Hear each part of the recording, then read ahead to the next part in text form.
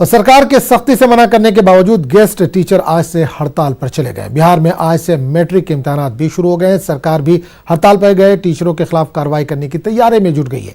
गैर हाजिर रहने वाले टीचरों की फहरिस्त तैयार करने का हुक्म दिया गया है। डीएम हड़ताल पर जाने वाले टीचरों के खिलाफ कार्रवाई करते हुए तनख्वाह काट सकते हैं।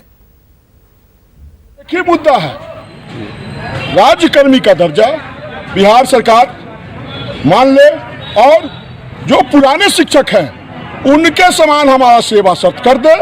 इसीलिए हम लोग 17 तारीख से बिहार राज्य शिक्षक संघर्ष समन्वय समिति के आह्वान पे 28 संघ मिलकर हड़ताल पे जा रहे हैं और शिक्षक दिखा देंगे हमारे बिहार के मुखिया श्री नीतीश कुमार को कि शिक्षक एक है, इनकी मांगों को आपको मानना होगा।